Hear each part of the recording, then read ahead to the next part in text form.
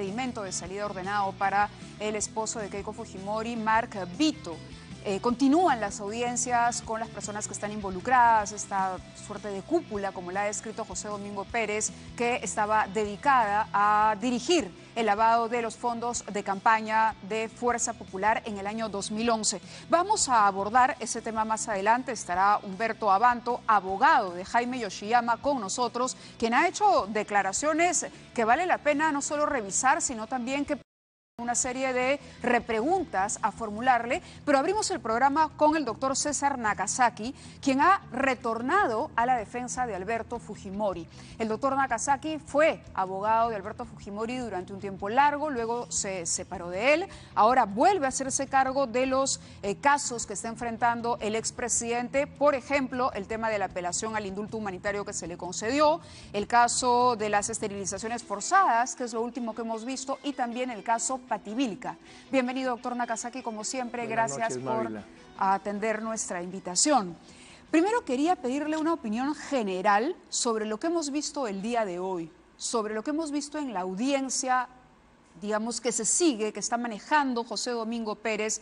Si usted ve que el desarrollo de lo que va declarando el fiscal constituye cada vez un caso más redondo que puede apuntar en efecto a corroborar la hipótesis que le ha planteado.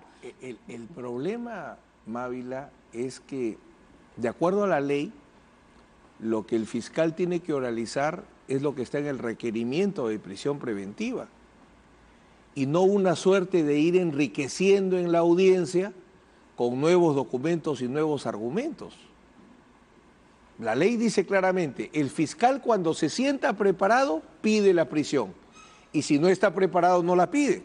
Claro, pero lo que dijo José Domingo Pérez en su momento, y más bien lo dijo Concepción Carhuancho, es que la resolución del Tribunal Constitucional que libera a Ollanta Humala y a Nadine Heredia, a quienes usted, por cierto, ya no defiende, exigía elevar la valla y le exigía al fiscal adelantar de alguna manera el proceso, los argumentos de la denuncia. No, la figura es la siguiente. Lo que se señaló en el habeas corpus y que tiene plena vigencia es que lo más parecido a una sentencia condenatoria es un auto de prisión preventiva. Por tanto, la sentencia fluye de un juicio. La audiencia de prisión preventiva tiene que ser lo más parecido a un juicio. Y si algo lo caracteriza es la igualdad de armas. ¿De qué se va a defender el procesado que se quiere meter a la cárcel, a pesar que se presume inocente? Sí. De un requerimiento de prisión preventiva que debe estar muy bien fundamentado. Pero lo que noto, entre muchas cosas en esta audiencia de prisión y que hemos comentado otras veces, es que el fiscal, como te decía hace un momento, él cree que cada sesión puede ir enriqueciendo su caso. Porque a la par está recogiendo más información. Pero perdóname, tú ya formulaste tu requerimiento de prisión y ya tienes todo. Si tú quisieras cambiar, bueno, retiras el requerimiento y lo presentas en 2 días, en 1 mes o en 4 años. Entiendo. Entonces, lo que él recoge, porque se dice, por ejemplo, que el sobrino de Jaime Yoshiyama no hubiese declarado... Acabo de encontrar, tengo un nuevo elemento. No hubiese prohibido. declarado si es que no se presentaba la detención contra Keiko, no se hacía efectiva la detención contra Keiko Fujimori. Es decir, tener a Keiko Fujimori presa al momento de hoy, de alguna manera influye en la reacción que van a tener los demás imputados y en la posibilidad de que estos se acerquen a la Fiscalía a ofrecer La primera vez que me información. invitaste a tratar este tema, hablamos de la ruptura del bloque. Exacto.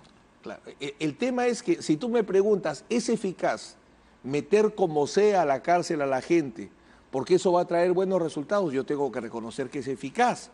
Pero la justicia no solo es fruto de la eficacia, la tortura es muy eficaz.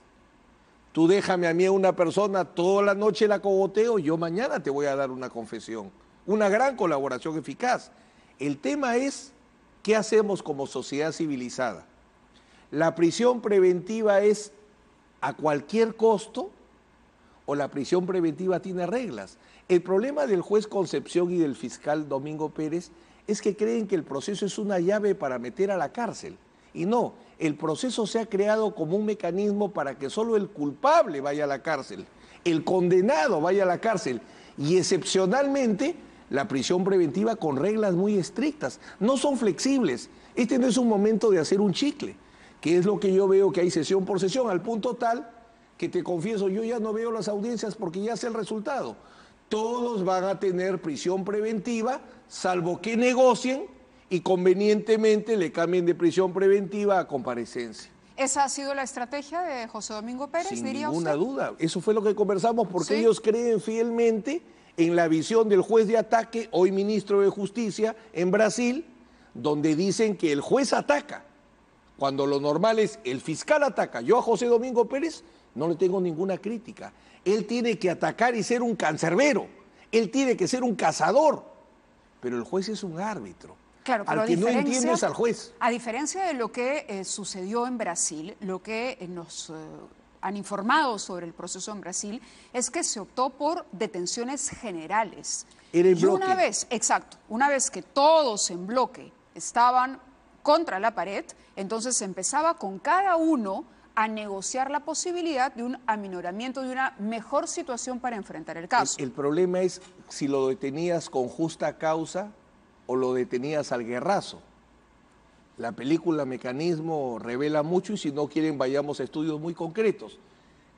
Pero sería muy largo, ¿no? ¿Por qué en Curitiba fueron todos los casos? Es todo un tema que el Tribunal Supremo brasileño no ha querido responder. Lo cierto es que el juez, cuando es un juez de ataque, dice primero pisa y de ahí preguntas. Esa es una vieja pelea. Acá siempre primero se detenía y luego se buscaban las pruebas. Hasta que el GEI, mira paradójicamente, ¿cuál ha sido nuestra máxima tarea penal? La lucha contra el terrorismo, el GEI era al revés. Primero investiga, reúne las pruebas y al final detienes. Ahora hemos regresado a la vieja jornada. Primero detén y de ahí consigue pruebas. José Domingo Pérez ha considerado un momento cumbre la declaración del sobrino de Jaime Yoshiyama, Jorge Yoshiyama, cuando admite que su tío le entrega $800.000 para que él busque aportantes fantasma. Este señor, el sobrino de Jaime Yoshiyama, se está acogiendo a la confesión sincera. La confesión sincera implica la comisión de un delito, que la persona imputada reconozca que ha cometido un delito. Sí, tiene que reconocer que ha cometido un delito. Y ahí viene cómo el utilitarismo distorsionaría, ojo, no he leído la declaración, así que mi apreciación no es una apreciación técnica. Pero le pregunto por el concepto Voy como a tal. voy a esto. Si la verdad es que él reconoce que su tío le ha entregado un dinero que no sabe de dónde viene o que no sería de Odebrecht, que sería lo que diría Jaime, entonces ahí no hay un delito. Porque el delito de lavado de activos, lo hemos conversado muchas veces, es que yo reciba dinero de origen ilícito que sé que es ilícito. Entonces, si es una confesión la declaración del sobrino de Jaime, yo lo pongo entre comillas. Le podrán llamar guau, pero hace miau. De repente le dicen perro, pero hace guau. Una confesión es, reconozco un delito real. ¿Qué es una confesión de homicidio? A Juana Martínez la apuñalé, ni hablar. Pero yo recibí $800.000 en dinero en efectivo, que podría ser de Odebrecht o de no sé quién, y nada más. Ahí hay una confesión a medias. Él ha dicho que eran empresarios que no querían aparecer como... No sería lavado de activos. Donaciones. Entonces, ¿por qué tendría que ser la figura la confesión sincera? Es una muy buena pregunta. Por eso te digo, podrán llamarle confesión, puede llamarse perro, pero hace miau. Entonces, si la confesión es de un hecho que no es delito, no es confesión. Para mí necesito un arma, como ese testigo que hemos conversado protegido, que el fiscal ha inventado, que la protección es que nadie lo interrogue. Y peor cuando el juez Concepción ha dicho textualmente, y eso es el peor error de su auto de prisión preventiva, que él no hace control de legalidad, porque eso se hace en el juicio. O sea, la investigación preparatoria se ha convertido en una tierra de nadie. Acuérdate de mí, que si revocan las prisiones preventivas, que hay que dar una muy dura batalla, reconozco, la primera razón será un testigo protegido, inventado, y documentos que se han incorporado de todas las carpetas, como saca de un cajón y ponga otro, y no las reglas de la prueba trasladada, y esta confesión que no es de un delito, porque vuelvo a decir, confesión de lavado de activos implicaría Juan Martínez, que es traficante de drogas, me dio el dinero. Me dio el dinero que yo sé que viene de la droga. Ahí está tu confesión. Ahí está tu confesión. Lucho Juan o Lucho Pérez, que es un maderero ilegal, me ha dado dinero, Eso es una El hecho confusión. de que no pudiese probar tampoco que los fondos fuesen legales, legalmente obtenidos, no afecta el hecho de que el va soberano al revés. diga, Es que o ahí sea, hay... que diga, bueno, yo no sé de dónde salió el Acá- dinero, acabo- ¿esa ac- ignorancia no lo compromete? No, acabo de venir, no voy a revelar todavía, me he reunido con un extraordinario civilista, un extraordinario experto en derecho administrativo y un extraordinario experto en derecho electoral. Los aportes de campaña se presumen legales, si es que estudian la ley de la materia. Los aportes anónimos están permitidos en la ley. Entonces, quien tiene que traer indicios de que ese dinero tiene origen ilícito es el fiscal, que tiene la carga de la prueba. Y ojo que lo que ha dicho, es origen ilícito porque Odebrecht es el mayor corrupto de la historia. Y hemos hablado muchas veces que no interesa si tú corrompes, Es decir, sino claro, de dónde sacas el vincular soborno. estos $800.000 al monto entregado por Odebrecht Te da y la que mitad. Barata reconozca, como he leído alguno de los interrogatorios que se le hacen, y que él mismo dice, no sé si esto era producto de los sobrecostos, etcétera, etcétera. Es decir, si No, se demuestra, ninguno. claro, si se Ningún demuestra que testigo la Caja brasilero- 2 Por favor, termina. tenía fondos de origen ilícito, entonces ahí sí podríamos hablar. Si se demostrase eso, pero no está establecido. Lo único que tiene el Perú son testigos brasileros. Ajá. Y todos los testigos brasileros dicen no conocer el origen del dinero utilizado en el Departamento de Operaciones Estructuradas. Ni siquiera Migliaccio, porque que no conozca Barata. Pero eso es posible. ¿Por qué? Porque hay un área de, más les digo, área de generación de recursos a cargo de Marcus Grillo. Ahí se generaba el dinero. Pero en Brasil eso no se ha trabajado porque a Brasil le interesaba que las empresas sigan funcionando. Entonces, con decir a quién sobornó, Ya terminó está. su tema. Ya está. Ahora, la defensa fue la que pide que se vea caso por caso. Ojo, cuando se presente el bloque, el juez atiende un pedido de las defensas y dice Eso no. lo hace aplicando la sentencia del habeas corpus Sí, que se estableció sí, en el que se caso tenía de que Ollanta y ver Lavín. uno por uno, ya, porque de lo contrario, Eso entonces. estaba bien. Eso estaba bien. Lo que estaba mal es que resuelva de manera anticipada sin haber escuchado la defensa de los otros imputados. Entiendo. Si él quería resolver, porque avanza sesión, eso está muy bien, le da a cada uno su tiempo, está muy bien. Pero si él decidió emitir la resolución contra Keiko Fujimori, lo que correspondía es que se inhiba y ya no intervenga respecto al resto, porque ya se contaminó. Él debió decir, esos 5 que no he escuchado, que pasen a otro juez, si es que hubiera querido ser un juez Y imparcial. la información producto de haber detenido a Keiko Fujimori, ¿no? Estas reacciones, esta disposición del resto de imputados de tocar la puerta a la Fiscalía para intentar de alguna manera negociar condiciones, ¿se podrían venir abajo bajo esa lógica? Es decir, ¿la defensa podría usarlo a favor? Primer requisito de todo acto procesal es que sea legal. La utilidad es el tercero, mira, es legalidad, pertinencia, que es relación con Sí. el caso, y utilidad. O sea, la utilidad sí es una dimensión de la justicia, es uno de los colores del arco iris, pero es uno. Y el arco iris tiene varios colores. En cambio, acá están privilegiando solo la utilidad.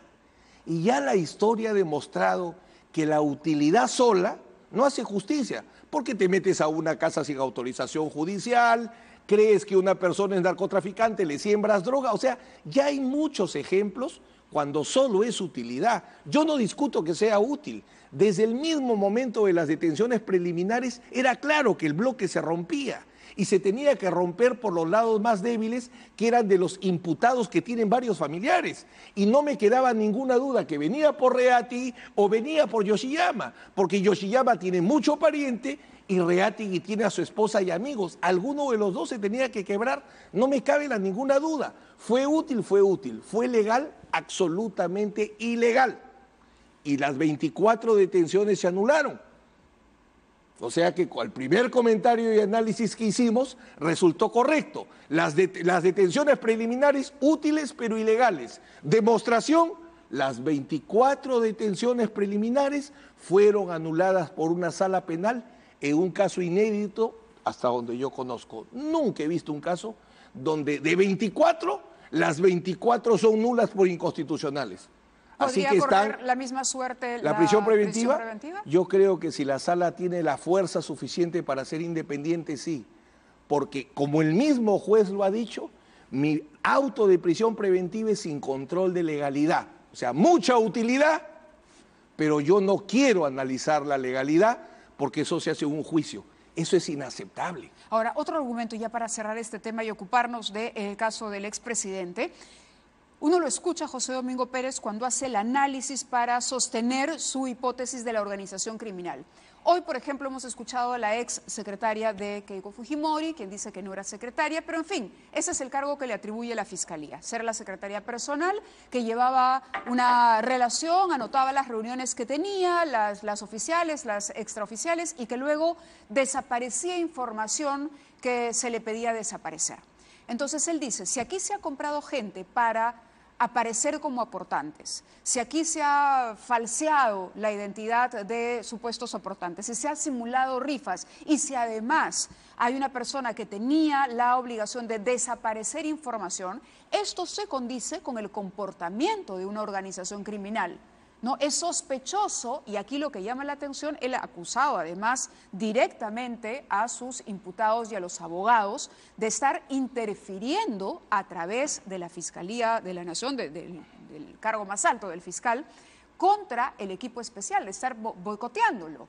Entonces ha tomado una posición gruesa respecto a esto, pero su asociación es esa, dice, ¿para qué tanto ocultamiento? Esto solo es propio de una organización criminal. A ver. Primero, permíteme señalar algo positivo porque nuestros televidentes dirán que yo quiero traerme abajo la prisión preventiva. Una gran prueba que tiene la Fiscalía es que la contadora de Fuerza Popular había dicho en temas centrales me ponían al costado. Esa es una buena prueba, una buena prueba.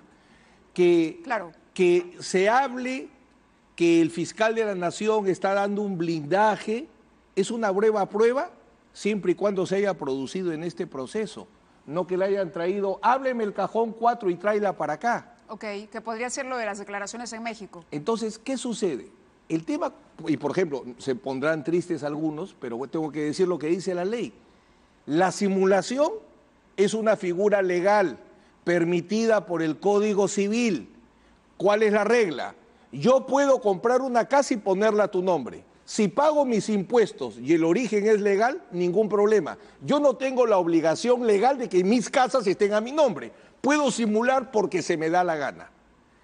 ¿Cuándo es el problema? Cuando tú, el acto que has ocultado es delito, es ilícito. Entonces, ¿tú ocultaste el nombre del donante? Sí, lo oculté. ¿Pero quién es el donante? Pedro Brescia. Ya pues, no es delito. ¿Quién es el donante? Mosca Loca. Sí es delito. Entonces, que me diga a mí, esto es una organización criminal porque acá se compraban aportantes fantasmas o simulados, eso no es delito. Que tú me digas que compraba para que los testigos tuerzan la voluntad, eso sí es peligro procesal para una prisión preventiva. O sea, lo que es y lo que no es tampoco, ¿no? ¿Le ha pedido a Alberto Fujimori que defienda a su hija, que asesore a la defensa de su hija? No, yo estoy apoyándolo al presidente Fujimori porque en el momento más complejo de su vida, de la familia Fujimori, porque antes con los hijos luchábamos por la libertad del padre. Ahora está en problemas Kenji, procesado en el caso de los Mamani videos, en una situación a mi modo de ver absolutamente injusta, el presidente Fujimori con un pie en la cárcel, en una situación absolutamente ilegal, y Keiko y Fuerza Popular es un gran problema. Pero Keiko y todas las personas que están siendo procesados tienen un buen equipo de abogados que además están en plena lucha de una apelación. Ni él me lo pediría, ni yo lo aceptaría porque no sería ético. Porque corrió el rumor, entonces lo descartamos. No. Descartamos. Ahora, ¿usted asume la defensa de Fujimori? ¿Asume patrocinarlo en casos como incluso esta apelación que hay con el tema del indulto? El control de convencionalidad que se ha hecho. Así es, el famoso control de convencionalidad. ¿Por qué asumir una causa que parece perdida? Jurídicamente nunca debió ser perdida. Acá lo que se ha hecho es, en un proceso que ya había concluido, porque cuando la persona la declaran culpable y se va a la cárcel, lo único que queda es el procedimiento de ejecución de la pena. Pero la pena acabó con el indulto. Entonces ya no hay proceso. Acá lo que han obligado es que un partido terminado se le invente un cuarto o quinto, sexto tiempo, que no existe en la ley. Un problema. Otro gran problema que tiene este caso, que en un incidente de ejecución de la sentencia se revisa un acto presidencial. Un indulto es un acto presidencial. Otras vías legales son, o sea, la Corte Interamericana dijo, revisa, no dijo inventa un procedimiento, viola la ley. Muchas irregularidades se han cometido en ese caso y confío que la Sala Penal Especial, que está compuesta por jueces expertos, lo corrija. Por último, decir un juez, la enfermedad no es suficiente, o sea, la fibrosis, la fibrilación auricular paroxística, no es motivo de indulto. Sin un médico al costado. A propósito de médicos, se está pidiendo, los abogados de las víctimas de Barros Altos y La Cantuta dicen, pero hemos visto a Alberto Fujimori pararse, reaccionar cuando supo de la noticia de la situación legal de su hija, lo vemos tuitear, hablar por WhatsApp. Yo lo puedo entender desde los sentimientos, pero pregunto, ¿una persona que sufre Alzheimer no puede caminar? O sea, si yo, ¿qué tienes? Alzheimer.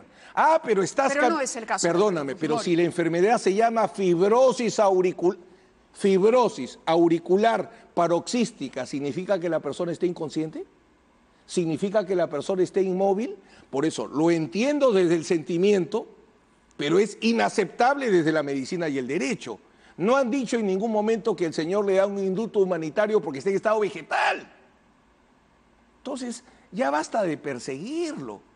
Ya lo condenaron, yo he discutido 1000 veces que mal, pero lo cierto es que tiene 80 años, ha cumplido más de 10 años en la cárcel y quieren contrabandear un procedimiento para anular un indulto humanitario, no lo vamos a permitir. Lo correcto no sería atender ese pedido de una junta médica, un médico que evalúe su situación ¿Me has escuchado decir que no? Mi principal reclamo es que no se haya escuchado a médicos. La enfermedad de Alberto Fujimori no es un invento. Quienes siguen su caso saben que años cada vez más su enfermedad se dispone. Ahora, porque se le está pidiendo que haga esto la sala que anuló el indulto. Tranquilamente lo puede hacer. ¿Dónde firmo ese papel yo? Lo firmaría. Totalmente. Porque claro, aquí el argumento es, Alberto Fujimori debería volver a... O sea, hay una disposición judicial lo que que están cárcel. buscando es que se rechace la enfermedad sin médicos. Y se está quedando en la clínica porque no quiere volver a la cárcel. Cada vez se agrava más su salud, está la historia clínica y están los médicos serios de la Clínica Centenario. No está en un consultorio. Correcto, doctor. Muy bien, entonces vamos a conversar más en extenso sobre el caso de Alberto Fujimori, sin duda. Dejó el caso de la pareja Ollanta Humala. Yo no, fue una decisión. Fue la decisión fue de una ellos. Decisión del expresidente Humala y Nadine Heredia. ¿Porque pasaba a ser defensor de Fujimori? Bueno, ellos tienen su propia decisión, lo cual queda en el ámbito de la relación abogado-cliente.